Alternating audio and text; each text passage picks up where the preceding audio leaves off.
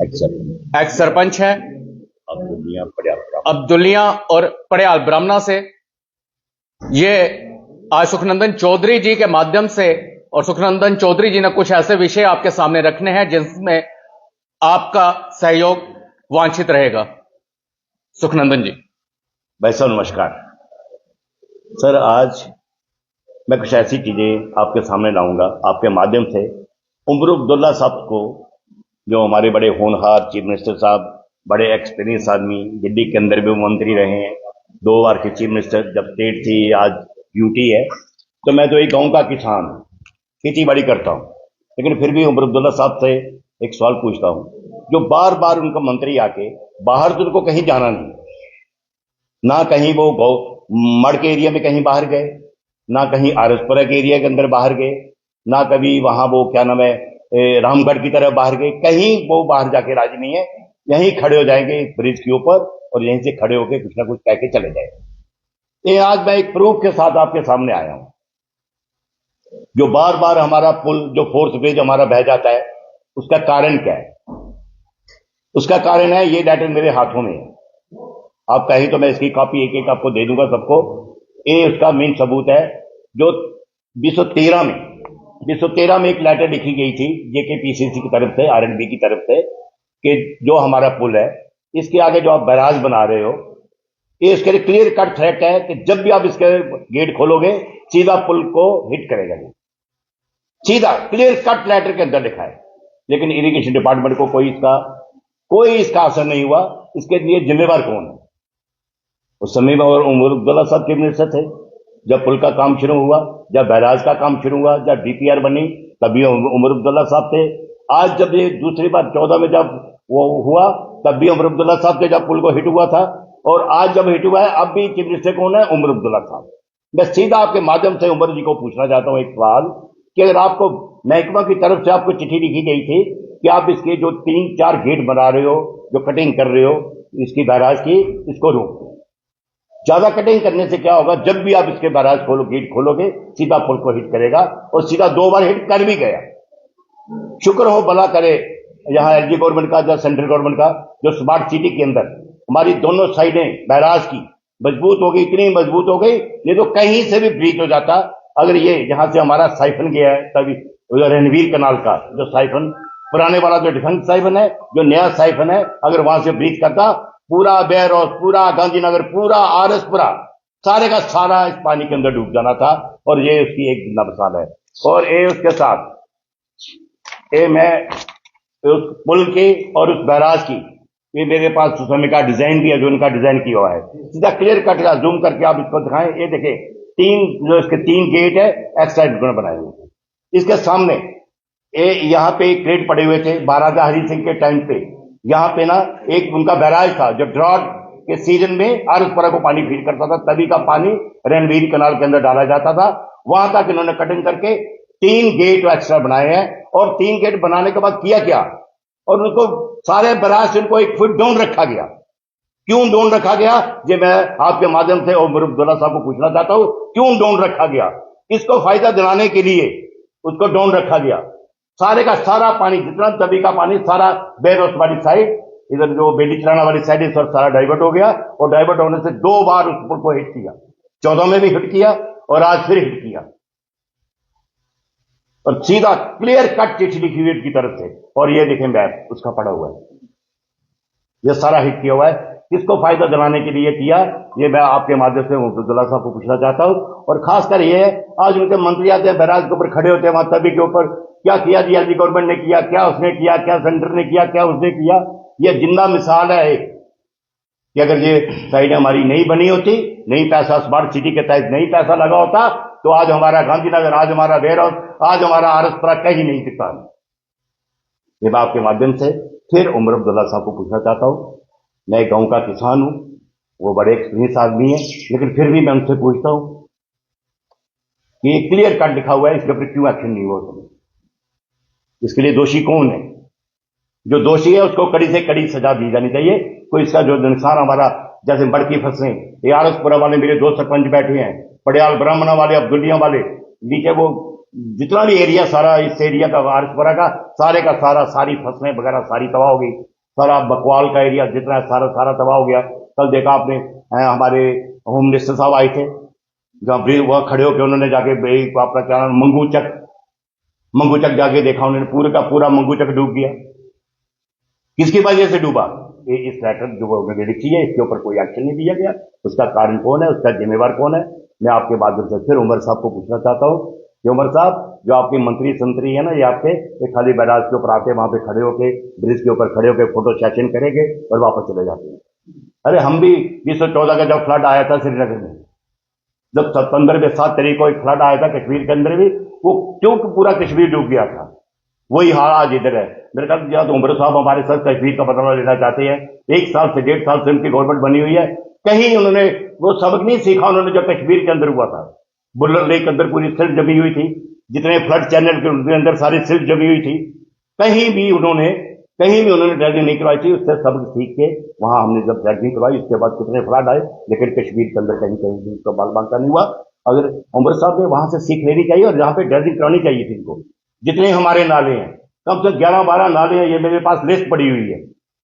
तालाब तलो से लेके मेरे वहां मड़ तक जितने नाले 12 नाले पड़ते हैं। इधर चौधरी वाला नाला, इधर ये वाला जहां हुंडई का शोरूम बना हुआ ये वाला नाला, ये जो एक एयरपोर्ट के साथ से निकलता है, वो नीट कॉलेज के आगे आरसपुरा जो नीट कॉलेज से निकलता है, सारा पानी वहां पे इकट्ठा होता है जाके कुकरान की तरफ। क्या तभी का पानी, क्या नालों का पानी, सारा पानी।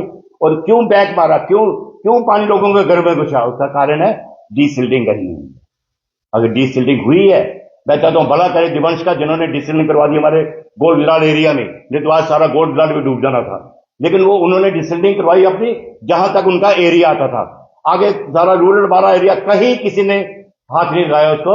और मैं कहता हूं आपके माध्यम से, उमर अब्दुल्ला साहब, ये आपका गवर्नमेंट है, उस समय भी आपकी गवर्नमेंट थी जब कश्मीर डूबा था। जब पुल 2 बार ब्रीच किया तब भी आपकी गवर्नमेंट, आज जम्मू डूब रहा है तो तब भी आपकी गवर्नमेंट। आपने कुछ नहीं सीखा कश्मीर से। लेकिन मैं एक अनपढ़ आदमी, गांव का गंवार आदमी, जिम्मेदार आदमी, मैं अब्दुल्ला साहब को यह बताना चाहता हूं कि जो आपके इंजीनियर है, थोड़ा सा उनको भी दोषी मानता हूं। उन्होंने जब बैराज बनाया तो उसके ऊपर जो बिंग्स बनाई उन्होंने तिरछी रहती, बिंग हमेशा तिरछी रहती है। उसके आगे जो पुल बना उसका भी उन्होंने जो बिंग नहीं बनी थी, फिर उन्होंने काउंटर फाइट कौन सा एक ब्रिज आता है, वो एक दीवार रहती है, बड़ी हॉट टाइप दीवार रहती है, वो दीवार उन्होंने बनाई, लेकिन आर्ट टाइप ऐसे, ये आ रही है बैराज वाली और ये आ रही है तवी वाली, ऐसा सीधा हिट करता पानी उसको। और काउंटर फाइट पता नहीं कौन सी वो होती है इनकी, दे दो चलो, नाम तो नहीं पता, वो हिट किया फिर डूब गया सारा। भला करे हमारा, मैं कहूँगा एलजी साहब का, सेंट्रल गवर्नमेंट का, मोदी जी का, जिन्होंने स्मार्ट सिटी के अंदर ये हमारी तवी वाली दोनों साइडें मजबूत की और आज हमारा जम्मू बच गया। तरह का कि मैं आपके माध्यम से रघुवर साहब को पूछता हूँ, आप भी मंत्री रहे हैं, आपके टाइम में भी ये हुआ था, आपने इसका विरोध क्यों नहीं किया? भैया मेरे टाइम में नहीं हुआ था, 14 में हुआ सर। मैं मंत्री बना था 15 में, भाई साहब पूछो जाके, 15 में बना था भैया। मार्च में हमारी वोट हुई थी, सुन लो ना, मार्च में हमारी वोट हुई थी, तब मंत्री बना रहा है। 14 में जब फ्लड आया था, जब कश्मीर डूबा था, तभी ये ब्रीच किया था। और ये मैं लेटर लिख दिया, आपको लेटर दिखा रहा हूँ। नहीं, उसके बाद भी विरोध कर सकते हैं। क्या विरोध कर रहा था मैंने? डीपीआर बनी थी सब उसी के तहत, जो डीपीआर इन्हीं के टाइम की बनी है, सारा बैराज का काम उस समय पूरा हो चुका था। विरोध मैंने कहाँ करना था? विरोध कहाँ कर रहा था? हाँ, हमारी सरकार ने तो दोनों साइडें बनाई है भैया। हमारी सरकार नहीं, एलजी गवर्नमेंट ने और सेंट्रल की गवर्नमेंट की तरफ से दोनों साइडें मजबूत हुई है, तब आपका जम्मू बचा, तब शायद आप भी बचे हो। तो पुल में नहीं बचा? कौन सा पुल नहीं पता तो ये सीधा लिखा हुआ है, ये सीधा लिखा हुआ है। हाँ, बिल्कुल इंक्वायरी होनी चाहिए। मैं डिमांड करता हूं इंक्वायरी होनी चाहिए, क्योंकि अगर जेकेपीसीसी ने लेटर लिखी है, अगर जेकेपीसी ने लेटर लिखी तो क्यों इसके ऊपर असर नहीं हुआ? और दूसरा ये है कि अगर इसका नुकसान हुआ है, हाँ, ये जो अवैध कॉलोनी वहां पर बची है, जैसे जेडीए और पुलिस भी खाली करवाने गई थी, आज माफी कर आज मोदी जी उस समय मिनिस्टर से लोग बताएगी। भैया मैं नाम नहीं लेना चाहता, आपने फिर नाम लिया, नाम लिया ना। ये लेटर ना, ये लेटर जब जेकेपीसी दी ना, इसके ऊपर कहीं कोई और होता ना, शायद इसके ऊपर असर होता, लेकिन उनको बचाने के लिए कहीं किसी ने हाथ नहीं लगाया। ये उमर अब्दुल्ला के खातून खास होंगे, मैंने तो और क्या, छोटी तवी को बड़ी तवी बना दिया, बड़ी को छोटी बना दिया, और जब बड़ी तवी बनाया और छोटी को जब बड़ी तवी बनाया और फिर उसको एक पोर्शन को डाउन रखा, एक साइड पे सारे का सारा पानी एक साइड पे आ रहा है, एक साइड पे आ रहा है। शुक्र भला करो अगर ये साइडें मजबूत नहीं होती, आज हमारा गांधीनगर, आज हमारा बेर हाउस, आज हमारा आरसपुरा कहीं नहीं होता। साहब जैसा आप डिमांड कर रहे हैं, सेम डिमांड उमर ने 4 नंबर ब्रिज पे जाती है कि जो अब तक रिकमेंड हुआ उस पर काम क्यों नहीं हुआ? क्या रिकमेंड हुआ? यही 2014 का जो आप बता रहे हैं। नहीं 2014 का नहीं, ये 2013 का लेटर है भैया। हाँ 2014 में उन्होंने कहा जो 2014 में फ्लड आया, हाँ हाँ, उसके बाद जो रिकमेंड हुआ उस पर क्या रिकमेंड हुआ? अब वो तो आप जाने अब मुझे ये बताओ ना क्या रिकमेंड हुआ? वो कह रहे हैं 14 क्या रिकमेंड हुआ? 14 में इस पे सभी ऑफिसर को बुलाया जाएगा, सभी रिप्रेजेंटेटिव को बुलाया जाएगा और इंक्वायरी भी की जाएगी। आप और उमरअब्दुल्ला आज एक ही बोल। भैया मेरी बात सुनो भैया, भाई मेरी बात सुनो। 14 के फ्लड को देखते हुए ही जो पुल को हिट किया था ना, जो पुल को, उसी को देखते हुए स्मार्ट सिटी के अंदर जो पैसा दिल्ली वालों से मांगा गया रिवाइज रेंज का बैराज का, खाली पहले बैराज था उमरअब्दुल्ला साहब में जो बैराज बना था ना, खाली इसके गेट खोलने से आगे हिट पुल बह जाना जो भी करना था, उसके बाद ही 70 करोड़ रुपया उस समय चाहिए था इसकी दोनों साइडें मजबूत करने के लिए। मैं भी उस मंत्रालय में रहा हूं। 70 करोड़ रुपया एक्स्ट्रा मांगा गया था, वो कहीं से नहीं मिला, इसलिए साइडें पड़ी हुई थी। आज जब एलजी गवर्नमेंट बनी यहाँ पे जब ड्यूटी बनी, उसके बाद एलजी साहब आगे, हमारे गवर्नर साहब जो पहले जो भी रहे इधर, फिर दिल्ली वालों ने पैसा दिए, साइडें मजबूत की, उसी की देन है। अगर 14 में हिट न किया होता शायद इतनी जल्दी ये वाला काम नहीं होता। डॉक्टर निर्मल सिंह ने भी इसका विरोध किया था। किसने? डॉक्टर निर्मल सिंह ने उत्तर सीएम थे। किसका विरोध किया? इसी बराज का। भैया क्या बराज का विरोध किया? ये जो बढ़ा रही है कहती है खतरे से खाली नहीं है। नहीं, खतरे से खाली नहीं है। बैराज है, लोगों की डिमांड है झील होनी चाहिए, झील होगी तो हमारे टूरिस्ट भी इधर आएंगे। हाँ तो सर एक सवाल है। हाँ मार्च 2025 में एक एनडीटी का ऑर्डर आया था इसी चौथे पुल के आसपास माइनिंग को लेकर। सरकारी जो काम कर रही है कंपनी, उसके खिलाफ जो ऑर्डर था कुमार, उसमें एनडीटी ने एक टीम का गठन किया था। बताया था, उसने कहा था कि जो CPC central pollution control board और जम्मू कश्मीर का जो पोल्यूशन कंट्रोल बोर्ड है, वहां के मेंबर जाएंगे, वहां देखेंगे। और बताया था टीम वहां गई थी और उन्होंने देखा था कि चौथे पुल के पास नीचे जो है बिल्कुल माइनिंग की गई थी, बड़े बड़े गड्ढे थे, लेकिन डिप्टी सीएम वहां गए अभी, उन्होंने कहा कि लोगों ने एनक्रोचमेंट किया इसलिए वो हुआ। आप किस तरह से इसको देखते हैं? भाई सब ना डिप्टी सीएम का एरिया ना किसी के, वो मेरा एरिया फॉल करता जा रहा है। पहले ऊपर वाला जो एरिया ना, जहाँ पे गुजर कम्युनिटी बैठी हुई है, वो वाला आता है जम्मू खास के अंदर। उसके नीचे जितना भी एरिया ना, सारा मड़ के अंदर आता है। तो उसका पर्सनली एक फीट का मुझे उसकी जान पहचान है। अगर वो माइनिंग नहीं हुई होती ना, माइनिंग उन्होंने पुल के पास नहीं हुई, माइनिंग जितनी भी होती ना सेंटर से उठाते जाके, अगर माइनिंग नहीं होती तो पानी कहां पे जाना था? वही हाल होना था कश्मीर वाला। बुल्लर लेक की ड्रेजिंग नहीं हुई थी, तभी पानी ने बैक मारा था।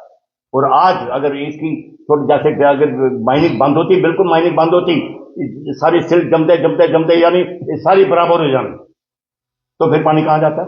मतलब इलीगल माइनिंग, मैं इलीगल के चक्कर में नहीं हूं। माइनिंग बड़ी जरूरी है, माइनिंग नहीं होगी तो उसका लेवल, जब उसका लेवल बढ़ता जाएगा और 1-2-4 साल बाद बराबर हो जाएगा। माइनिंग इलीगल गवर्नमेंट का काम है देखना, मेरा नहीं है ना आपका काम है। भाई साहब आप पूछो, मेरे से जरूर पूछो, लेकिन माइनिंग लीगल है, ये गवर्नमेंट का काम है देखना। और ये जो माइनिंग होना बड़ा जरूरी है। मैं क्यों ड्रेजिंग मांग रहा हूँ, क्यों नाले की ड्रेजिंग में मांग रहा हूँ? मैं उनकी भी मांग रहा हूँ ना, नालों की ड्रेजिंग होगी, अगर ड्रेजिंग होगी तो पानी का आगे फ्लो बनेगा, नहीं फ्लो बनेगा तो पानी पीछे बैक मारेगा।